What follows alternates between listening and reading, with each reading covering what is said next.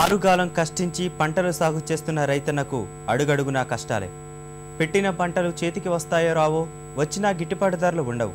పెట్టుబడి సైతం వెనక్కి రాక అన్నదాత అప్పుల ఊబిలో కూరుకుపోతున్నాడు. మిర్చికి సరైన ధరలు లేక పొలంలో పంటను ధ్వంసం చేస్తున్నారు పాలమూరు జిల్లా రైతులు.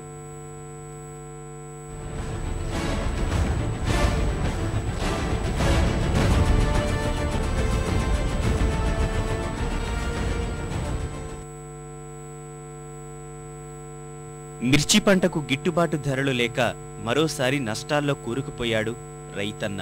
గతేడాది 12,000 పలకడంతో వేల ఎకరాల్లో మిరప సాగు చేసిన రైతులు ఇప్పుడు ధర లేక దిగాలు పడుతున్నారు మహబూబ్ నగర్ జిల్లా రైతులు. ప్రస్తుతం మిర్చి ధర క్వింటాలు 2 నుంచి 2,500 పలుకుతోంది. ఎకరాకు 40 నుంచి 60,000 ఖర్చవుతుండగా పెట్టిన పెట్టుబడులు కూడా తిరిగి రాని పరిస్థితి. మార్కెట్ సౌకర్యం, శీతల గిడ్డంగులు లేక రైతులే హైదరాబాద్, నాగపూర్ వెళ్లి అమ్ముకోవాల్సి వస్తోంది. వాతావరణ మార్పుల వల్ల నాణ్యమైన మిర్చి తెల్లగా మారి పనికిరాకుండా పోతోంది. ఏం రేట్ అంటే ఇప్పుడు మనకు 2,000, 2,100 దగ్గరనే అవుతుంది ఫస్ట్ కోత కాయ ఉడకంగా. దాన్ని బట్టి మేము ఏరనికి పోతే ఉడకంగా మా కూలీల ఉడకంగా వెళ్తలేదు. అందుకోసానికి మేము వదిలిపెట్టుకుంటున్నాం. మాకు ఏ పరిస్థితి బాగాలేదు. అసలు రేట్లు అమ్ముకోలేక మేము వదిలిపెట్టినాం సార్. తోటలు మొత్తం వదిలిపెట్టి ఇప్పుడు కూలీలకు మేము ఏడితే కూడా కూలీలకు సరిపోక వదిలిపెట్టుకున్నాం సార్. ఈ పరిస్థితులు ఏం చేయాలో మేము ఎటు పోవాలన్నా అట్లా పట్టణం పోవాలన్నా లేకపోతే కాపురం చేయాలన్నా అర్థం అవుతలేదు సార్ మాకు. ఇంతకుముందు సార్ పోయినా సార్ అదే సార్ 8,000, 9,000 ఉండే ఆశతోటే వేసుకున్నాం సార్. ఈసారి వేసుకుంటే సార్ 2,1,500 వదిలిపెట్టి కూలీలు లేక మా ఇంటిలోకి మేము ఏరుకోలేక కూలీ చేయలేక వదిలిపెట్టుకున్నాం సార్. వదిలిపెట్టుకుని పశువులు మేపుకుంటున్నాం.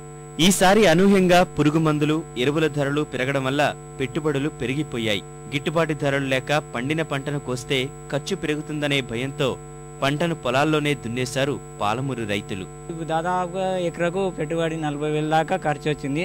కూలీలు అవన్నీ తెంపడానికి అన్నీ చేస్తే 60,000 ఖర్చు వచ్చింది ఎకరాకు. ఇప్పుడు ఇవి తెంపి అమ్మితే కూడా ఒక 15,000 కూడా రావడం లేదు. కానీ ఒక 40,000 దాకా మాకు ఇంకా లాస్ రావడం వల్ల ఇప్పుడు దీన్ని మళ్ళీ నెక్స్ట్ పంట కోసం అని దీన్ని ఏం చేస్తున్నా అది తెంపి కట్ చేసేసి మళ్ళీ వేరే పత్తి అలాంటివి ఏమైనా వేసుకోవాలని అనుకొని ఈ కాయలు కూడా దీంట్లో వదిలిపెట్టుకుంటున్నాం. ఏం చేయాలి? ఈ గవర్నమెంట్ ఈ వచ్చినాక పోయినసారి కన్నా అధ్వానం అయిపోయింది మా మార్కెట్. ఎట్లా చేయాలి కాపురం? మేము వచ్చేసారి కాపురం చేయాలన్నా లేకపోతే ఇడిచిపెట్టుకోవాలన్నా మాకు అర్థం అవుతలేదు. దాని నుంచి ఇక మేము ఏమైనా ఆత్మహత్య చేసుకునే పరిస్థితి ఒకటి తప్పితే ఇంక వేరే ఏమీ లేదు మాకు మార్గం. 20-25 క్వింటాలు అనే వచ్చినాం. ఊర్లో నాది ఒక్కందే కాదు, నా తోటి రైతులందరూ కూడా, కొంతమంది రైతులు మిర్చి రైతులు ఏరకుండానే ఇడిచిపెట్టిన రైతులు ఉన్నారు. సర్కారే ఏదైనా ప్రత్యామ్నాయ మార్గం చూపించకపోతే ఆత్మహత్యలే శరణమంటున్నారు కష్టజీవులైన కర్షకులు.